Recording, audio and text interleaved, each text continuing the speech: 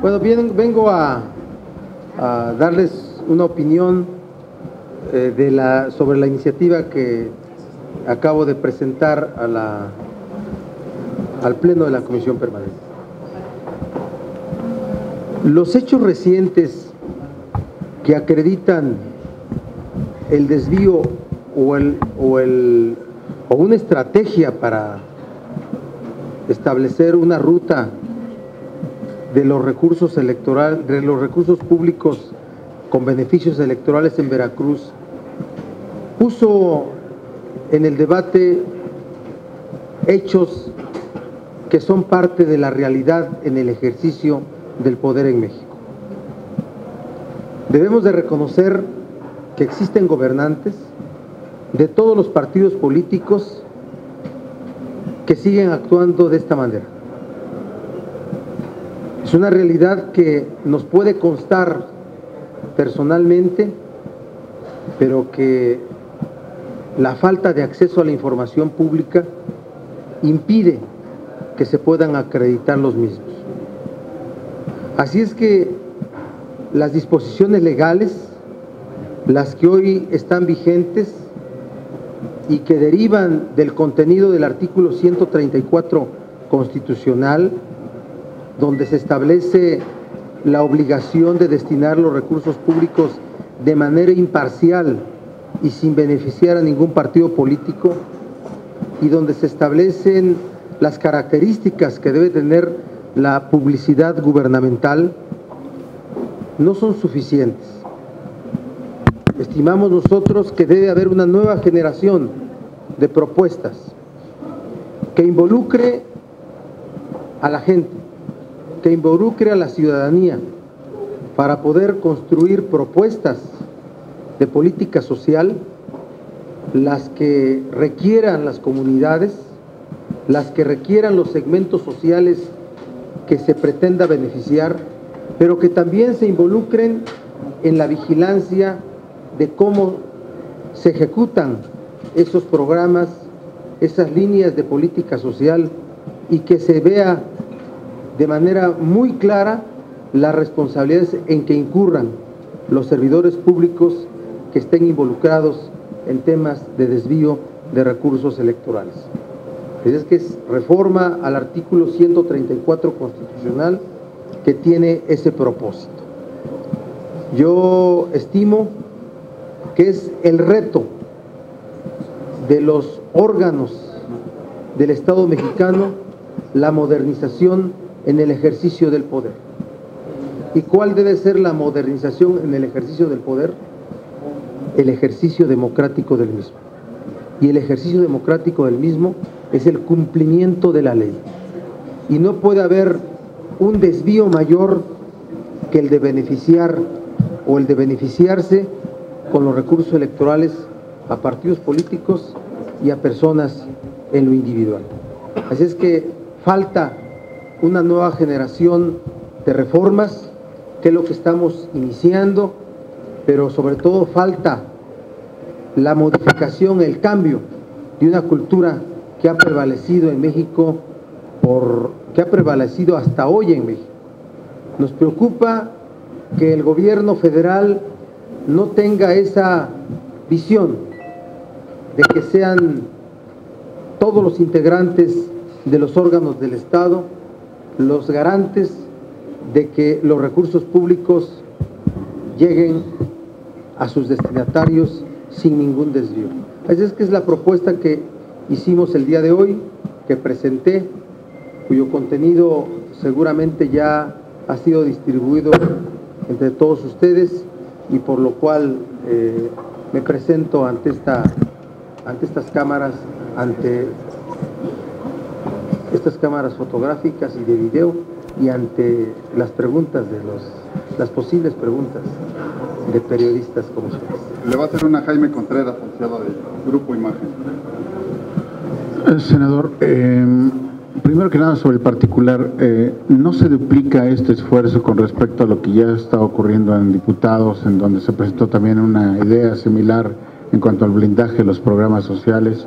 Ayer incluso le preguntábamos al senador Martínez sobre la comisión la comisión investigadora de las elecciones, y él dijo, eso ya está en diputados en materia de blindaje de programas sociales. Una precisión sobre el punto y preguntas, dos muy concretas, específicas. Tu opinión con respecto a lo que ocurrió, el mini incidente de que el presidente del PAN presentó una presunta denuncia ahí en la firma del adendum, en donde trata de vincular al PRI con programas precisamente electorales allá en Coahuila. ¿Esto es sano para el pacto? ¿Esto está abonando en favor de este pacto? Y lo último, también muy específico, ¿que no acaso se están haciendo ya bien las cosas? ¿No está cada día más frágil el pacto y por tanto a punto de explotar per se, que ya no pudiera sostenerse en el corto plazo a partir precisamente de los comicios de julio? Por la primera pregunta, debo decirte que las cámaras reciben las iniciativas de sus integrantes y en este caso al final habrá un producto legislativo producto de todas ellas. Yo hago un planteamiento de una reforma constitucional al artículo 134. El 134, desde que fue aprobado en 1917, ha recibido dos reformas. Una en la época de Miguel de la Madrid, fíjense cuándo, ya hace poco, cuando se incorporó la obligación de aplicar los recursos con eficiencia, eficacia, y ahí el gran aporte fue la aparición de la licitación en las adquisiciones y compraventas, contratos de la Federación. Y una segunda fue en la época de Felipe Calderón, ¿sí? Hace dos legislaturas, cuando se establece la obligación en el uso imparcial de los recursos, sin beneficiar a partidos y a personas, y se establecen las características de la publicidad gubernamental. Esas reformas ya no son suficientes. Y la forma, creo yo, idónea para establecer una nueva cultura en el ejercicio del poder es la previsión constitucional, con riesgo de seguir abonando a la incorporación de detalles en un pacto político que son las constituciones. Finalmente habrá un producto legislativo que será el resultado de todas las iniciativas que presenten los integrantes de las cámaras. Por eso yo abono con esta iniciativa de reforma constitucional, que la veo necesaria, repito, porque podremos aprobar leyes, pero lo que tenemos que modificar es la cultura en el ejercicio del poder público. Y creo que la previsión constitucional es necesaria para ello. Por lo que pasó ayer y la opinión que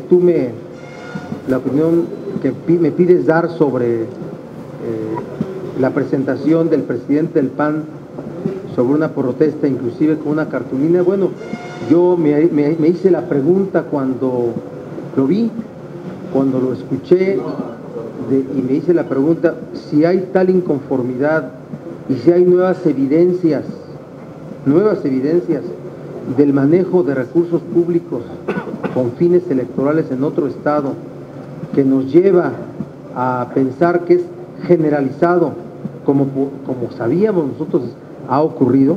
¿Por qué se firma ese documento de adendum sin haber resuelto nada? Yo fijo mi posición al respecto como coordinador del grupo parlamentario. Nosotros vamos a seguir exigiendo el resultado de la investigación. Se dijo iba a haber en los hechos revelados en el caso del estado de Veracruz. Vamos a seguir exigiendo esa investigación y el informe de sus resultados. Nosotros creemos, ¿sí?, que el pacto tiene que ser una mesa de diálogo para construir propuestas sobre políticas públicas, propuestas legislativas. Hoy mismo se dio a conocer la que se refiere al sistema financiero, que por cierto, yo tengo información, conocimiento, que esa fue construida en la Secretaría de Hacienda y que solo se corrió traslado a los integrantes del Consejo Rector para dar opiniones, pero fue construida en la Secretaría de Hacienda. Más aún, fue motivo de reconocimiento de que así así había sido por parte de los dirigentes nacionales del Partido de la Revolución Democrática y del Partido Acción Nacional.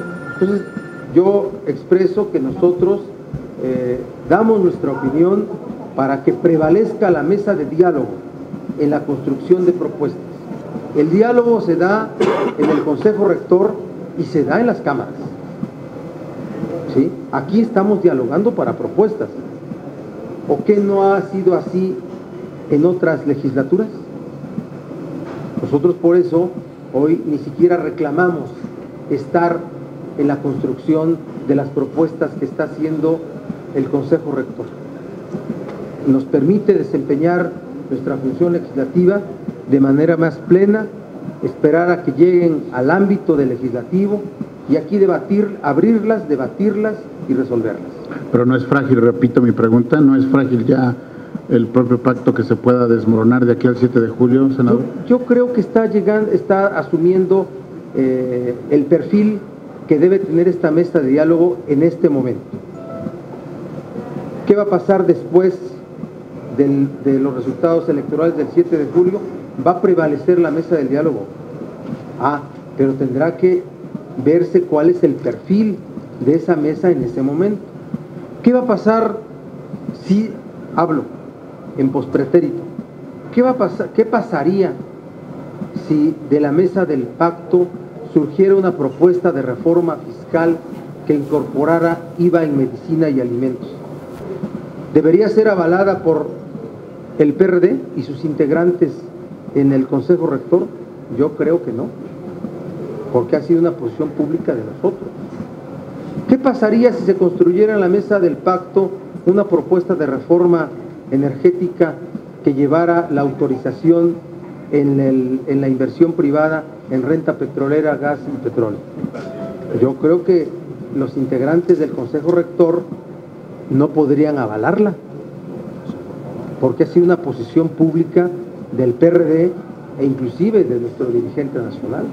Así es que yo veo a un pacto que va adaptando su perfil dependiendo del momento político. Pero soy de los que piensa que debe prevalecer esa mesa. El diálogo político es fundamental, es un reclamo de la sociedad, pero tenemos que establecer que es una mesa cuyo perfil depende del momento político. Le va a hacer una pregunta a Rivelino Rueda de Financiero. Senador, buenas tardes. Dos preguntas. Dentro de los apartados del agregado que se firma ayer del Pacto por México, está la creación del Sistema Nacional de Programas Sociales. La primera, ¿estaría usted de acuerdo está de acuerdo con la creación de o cómo ve más bien esta propuesta? Y la segunda, este sistema no absorbería o no tomaría el control de los programas sociales que tiene ahorita a su cargo la Sedesol.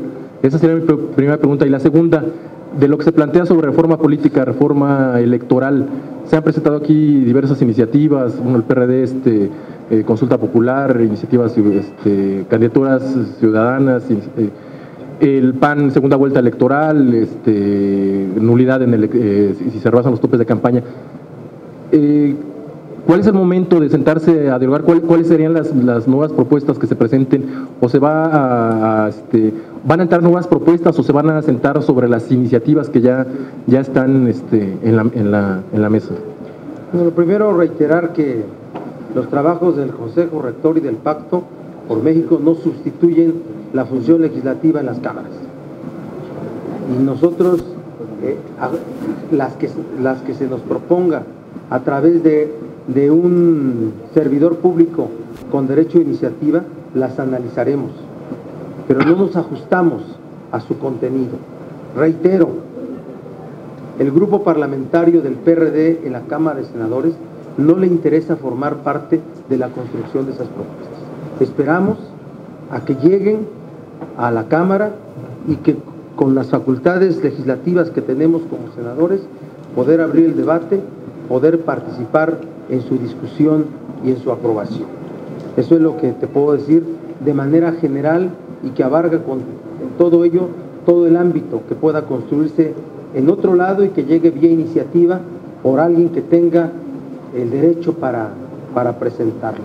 La primera pregunta particular tuya era la referente... La de la Comisión Nacional de Programas Sociales, que sí absorbería los... No conozco su alcance, solamente la referencia de su mención, pero yo entiendo que es un sistema que intenta revisar todos los programas sociales, no solamente del nivel federal, de los estados y de los municipios. Intenta establecer la forma como se construye la propuesta y la forma como se ejecuta, pero habría que ver si la idea también es revisar el programa social más importante de este sexenio, al que han denominado Cruzada contra el Hambre. Cuando funcionare ese sistema, que hay que primero, tiene que tener una previsión legal, porque vean ustedes, ¿cuál es la previsión legal del pacto? ¿Hay alguna? No hay ninguna previsión legal. No es una figura institucional, no lo es. ¿Cuáles son sus facultades para establecer un grupo de gentes destacadas, de expertos que van a vigilar, cuál es el nombre que dan, a preservar el estado político? Hay un tema ahí, o sea, ¿con qué facultades ejercen esas funciones?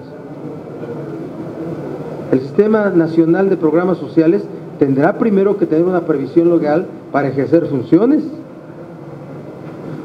De lo contrario, cuando no hay una ley que cumplir, todo se queda a la voluntad de quienes participan. La ley se cumple. Sobre el cumplimiento de la ley no hay compromisos para cumplirlo, solamente se cumple. Así es que cuidado con que vayamos a formar un ente que sea un verdadero poder fáctico.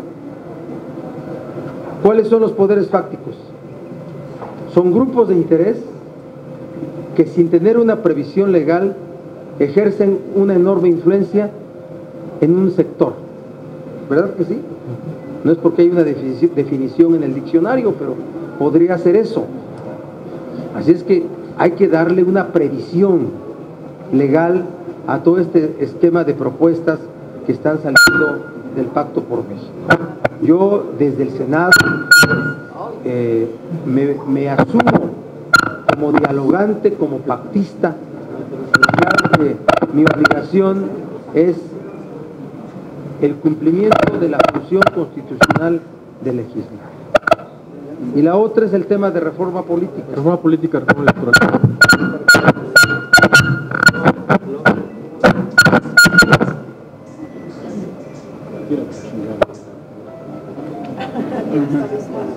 Ustedes revisan el contenido de los compromisos del pacto y seguramente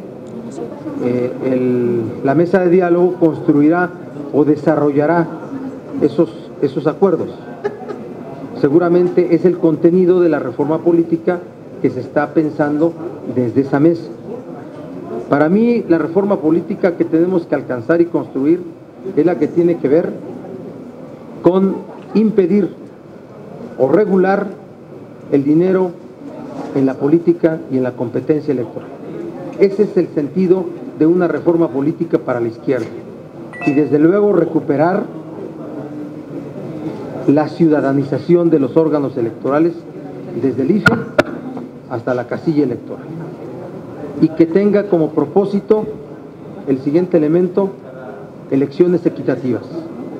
Por lo que se tiene que transitar es por tener elecciones equitativas en México, tanto federales como estatales.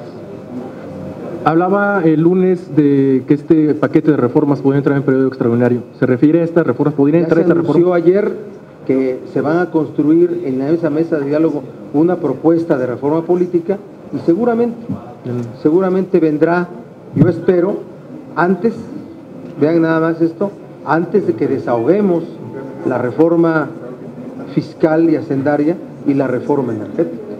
Creo que hay que estar acomodando cosas también para darle a todos los participantes de la vida democrática de México, gobierno y partidos políticos y sociedad, elementos para moderar o para establecer una posición que ayude.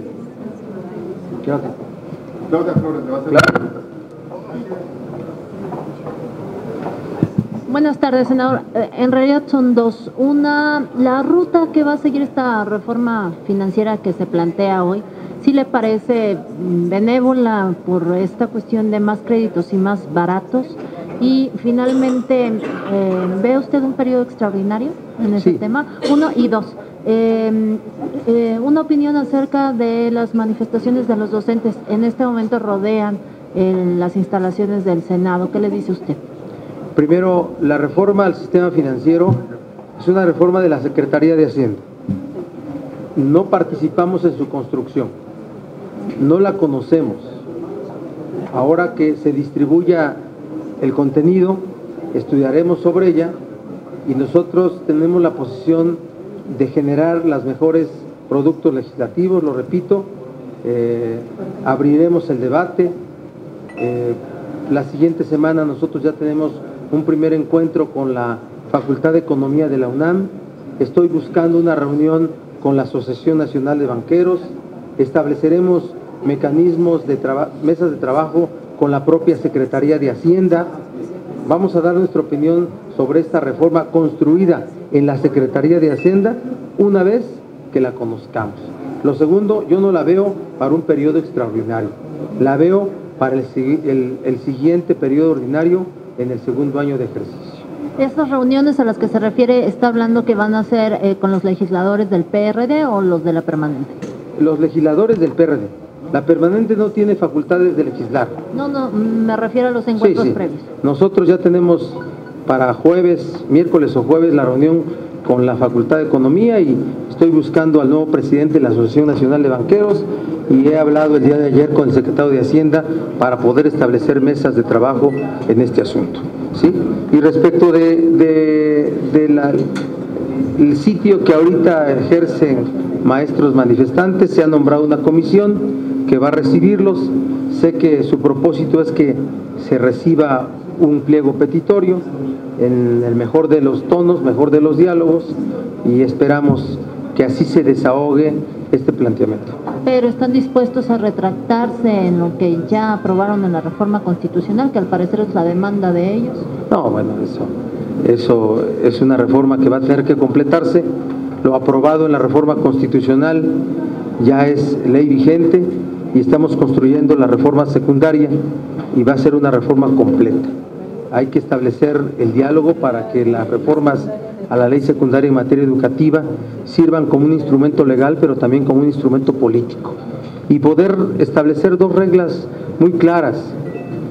Ni la evaluación educativa pone en riesgo la estabilidad laboral de los maestros, ni la reforma educativa intenta privatizar la educación, que quien lo ha dicho es un planteamiento que lo hace de no muy buena fe.